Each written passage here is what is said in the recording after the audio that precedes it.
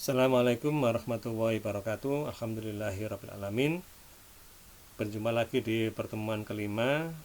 Baiklah, untuk mencatat transaksi, syaratnya adik-adik sudah membaca lembar panduan untuk mencatat transaksi yang sudah saya upload di aplikasi Moodle.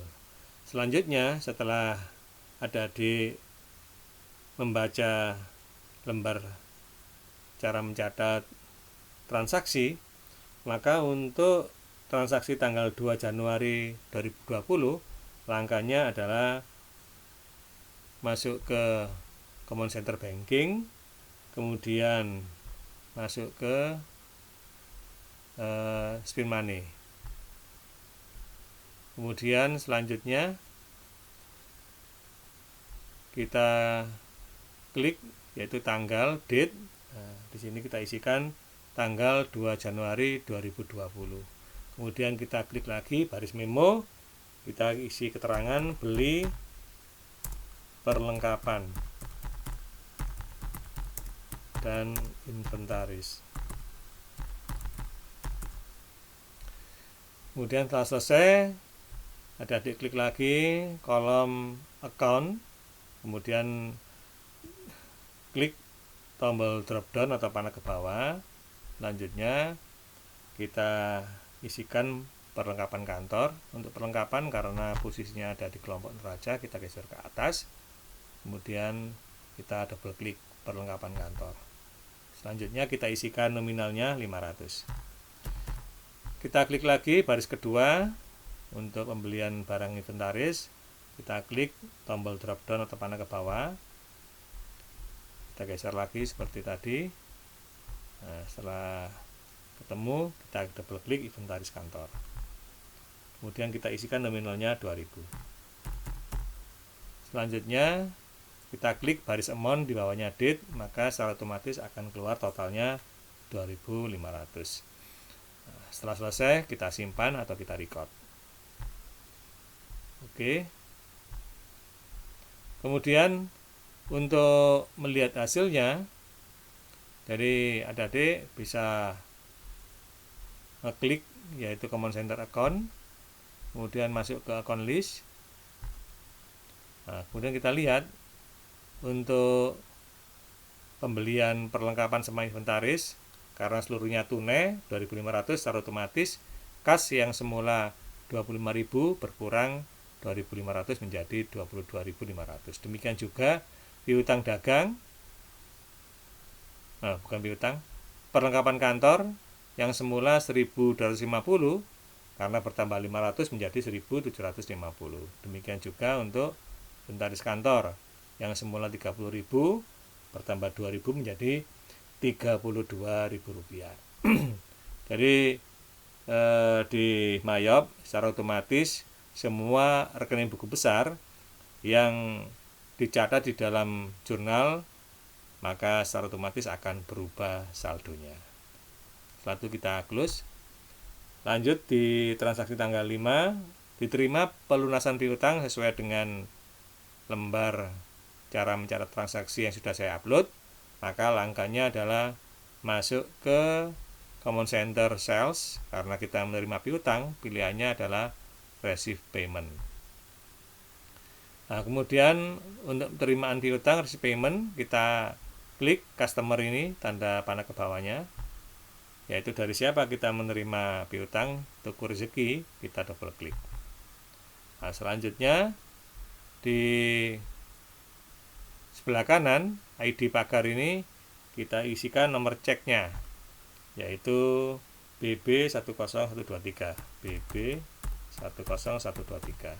Kemudian date, tanggal, kita isikan tanggalnya 5 Januari 2020. Setelah selesai, kita pindahkan ke sebelah kiri, amount receive, kita isikan jumlah uang yang kita terima 9.000. Kemudian selanjutnya untuk penegasan dari penerimaan piutang tadi, setelah kita isikan amount receive, selanjutnya di kolom amount applet ini kita klik di baris pertama ini. Nah, secara otomatis keluar angka 9.000. Nah, setelah itu baru kemudian kita record.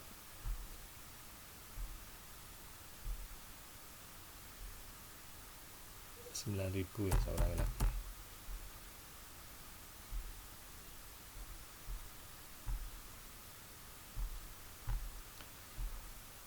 Selanjutnya, untuk transaksi tanggal 8, perusahaan membeli barang dari masuk ke command center purchases, kemudian kita klik enter purchases. Nah, kemudian kita lihat di sini dari untuk tampilan faktur yang sekarang kita lihat, ini adalah tampilan untuk servis atau jasa, sementara yang kita beli adalah barang.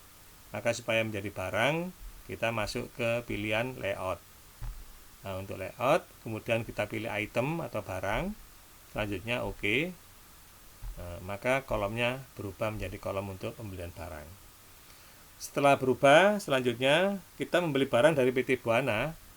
Di baris supplier ini atau baris pemasok, kita double klik PT Buana. Nah, kemudian setelah itu di purchases tanda pagar ini kita isikan nomor fakturnya FM9945. FM9945. Nah, setelah itu klik baris date atau tanggal, kita isikan tanggalnya 8 Januari. 8 Januari. Nah, kemudian kalau sudah, kita klik kolom bill.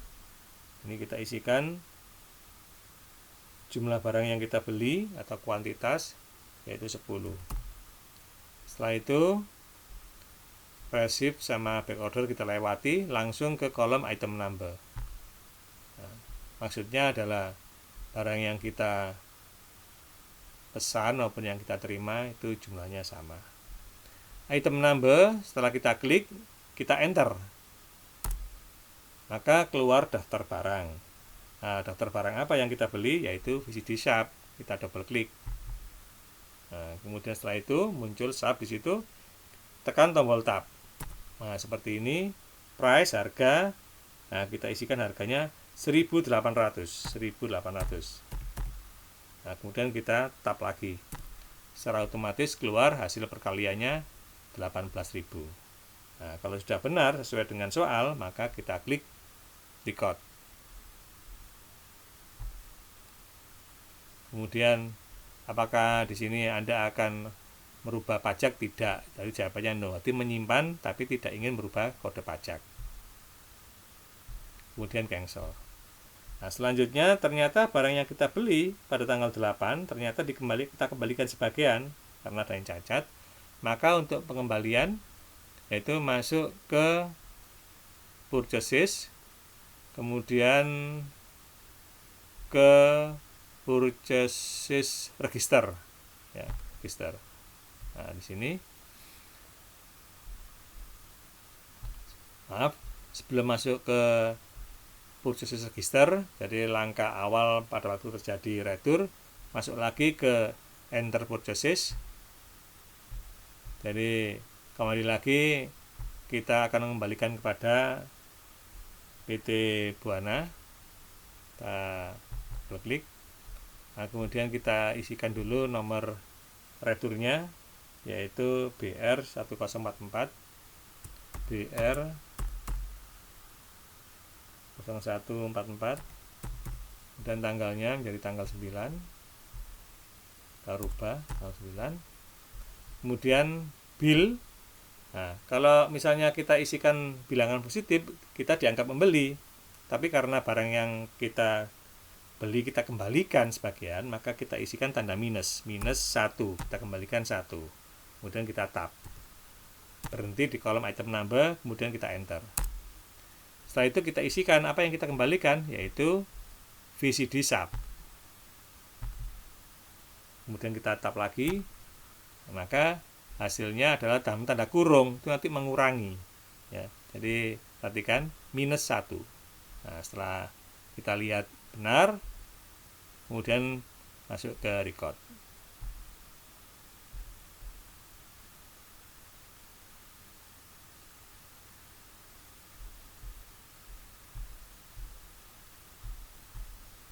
Di komputer saya ini memang bermasalah untuk mengisi nilai rupiah, jadi saya betulkan lagi, yaitu 1800.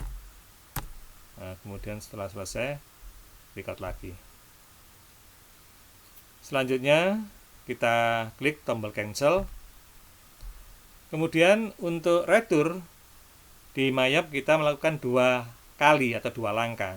Tadi langkah yang pertama, kemudian langkah yang kedua adalah berupa penegasan dari retur tadi. Yang pertama tadi masuk ke enter purchases, yang kedua masuk ke purchases register. Nah, kemudian kita pilih di sini. Nah, karena mengembalikan, pilihannya adalah return and debit. Nah, seperti ini. Kalau misalnya tidak ada transaksi retur, maka di baris atas ini tidak ada transaksi. Tapi karena tadi kita sudah mencatat transaksi retur, secara otomatis keluar di sini 1800. Kemudian setelah itu kita langsung klik di pilihan bawah ini, apply to purchase. Nah, di sini. Nah, selanjutnya kita rubah dulu tanggalnya, yaitu tanggal 9. Kemudian ID pagar ini kita isikan dulu.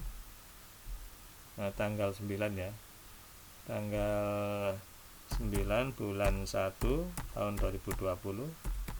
Kemudian ID pagar kita isikan nomor retur BR 144, BR 0144. Kemudian debit amount sudah betul. Nah, sekarang di sini ada 2 hutang kita kepada PT Buana. Dari faktur yang mana yang kita kembalikan barangnya, seperti yang tadi sudah kita catat, yaitu dari faktur pembelian tanggal 8 Januari, maka yang kita klik adalah di baris kedua kolom amount applit ini. Nah, seperti ini ya. Setelah itu baru kita record. Seperti tadi, karena bermasalah dengan angka untuk komputer saya ulangi lagi, yaitu 1800. Kemudian record. Nah, sekarang sini kita lihat sudah hilang untuk baris returnnya. Setelah itu kita close.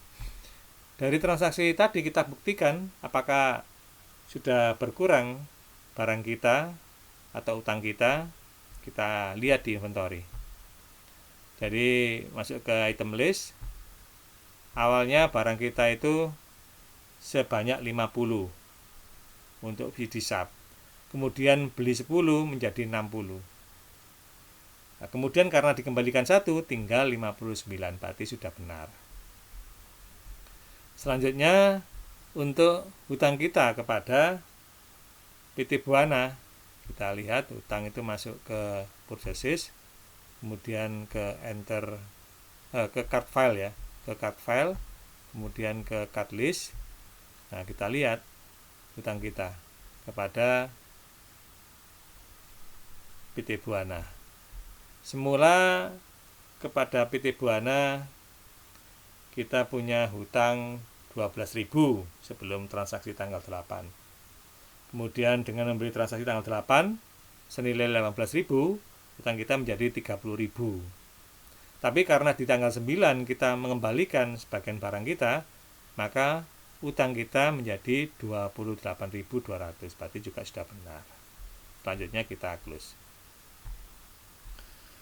Kemudian transaksi tanggal 10 yaitu diterima bunga obligasi, yaitu masuk ke banking penerimaan, yaitu masuk ke receive money. Nah, selanjutnya kita klik langsung tanggal, yaitu tanggal 10 Januari. ketik 10 garis miring 01 garis miring 2020, kemudian langsung ke memo kita isikan yaitu terima bunga obligasi, terima bunga obligasi. Nah, kemudian kita klik baris pertama kolom akun tanda pagar, keluar tombol drop down, kita klik. Selanjutnya kita cari rekening dengan nama, karena kita menerima bunga jadi pendapatan bunga di bawah sendiri.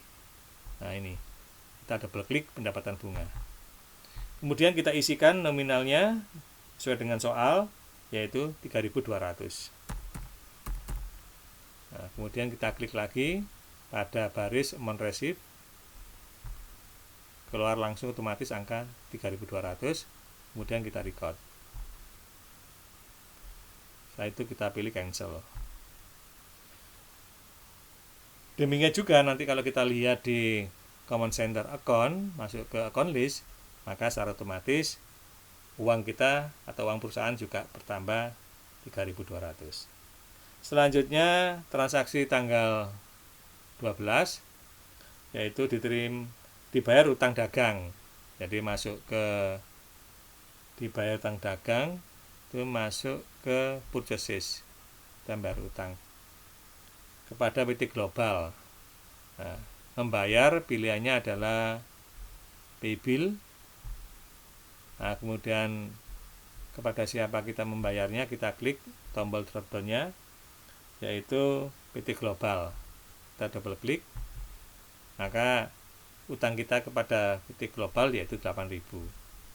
Selanjutnya untuk transaksi membayar hutang, nah, di sini ada nomor cek number, kita klik, kita isikan BM1025. BM1025. Kemudian kita klik date, tanggal, kita sesuaikan tanggalnya, yaitu tanggal 12 Januari 2020. Selanjutnya kita klik, yaitu di baris ini, amount ini, jumlah uang yang kita bayarkan, yaitu sebesar 3.200, ya, sebesar 8.000, ya, kita isikan nominalnya 8.000. Kemudian kita klik amount applied. Kita ulangi lagi karena memang di komputer saya bermasalah dengan pengisian nominal, saya ulangi lagi 8.000. Nah, setelah itu saya record.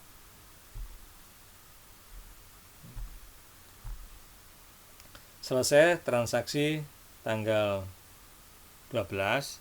Jadi kalau misalnya adik-adik ingin memastikan apakah utang kita kepada PT Global itu sudah tidak ada, ya kita klik cut file ini. Kita lihat di cut list. Nah, di sini kepada PT Global utang kita sudah 0, artinya sudah kita bayar. Kemudian transaksi tanggal 15, yaitu dijual barang dagangan kepada toko amanah. Penjualan masuk ke command center sales, kemudian ke enter sales, kemudian nah di sini tampilannya masih ini new service, jadi kita rubah ke item seperti tadi, ke layout, kemudian pilih item, kemudian OK. Nah, supaya tampilan fakturnya menjadi tampilan untuk penjualan barang. Selanjutnya customer, siapa pelanggan kita yang membeli, yaitu toko amanah. Kita double klik toko amanah. Nah, kemudian kita isikan nomor fakturnya di baris invoice, isikan nomor PJ017. Kemudian untuk date, tanggal, kita isikan 15 Januari 15 garis miring 01 garis miring 2020. Kemudian ship, jumlah barang yang kita jual, yaitu pertama 10, kita klik tombol tab, sampai berhenti di kolom item number, kemudian kita enter. Nah, kita pilih yang pertama VCD Polytron, kita double klik VCD Polytron. Nah, setelah itu kita tekan lagi tombol tab. Nah, di sini price harganya berapa? 875, berarti sudah benar. Kita klik lagi baris yang kedua. Nah, kemudian jumlah barang yang kedua yang kita jual yaitu 30. Kita klik tombol tab, berhenti di kolom item number, kita enter. Kita isikan barang yang kita jual yaitu VCD Sony. Kita double klik VCD Sony. Nah, setelah itu kita klik lagi tombol tab. Nah, kemudian kita isikan harganya 2.500. Nah, seperti yang saya sampaikan tadi, selalu bermasalah di pengisian nominal ini saya ganti lagi yaitu 875. Tab. Nah, di sini tadi nilainya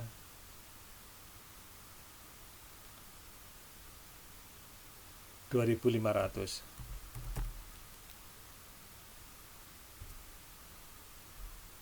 Sudah benar. Ya, totalnya 83.750 record. Nah, kemudian kalau misalnya nanti adik-adik ingin mengetahui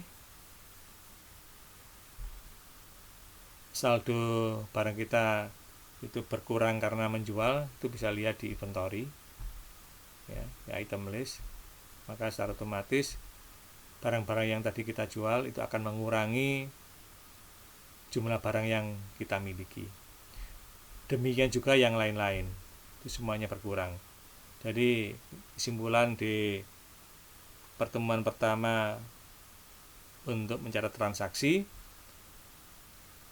maka semua rekening yang terlibat di dalam transaksi secara otomatis akan berubah.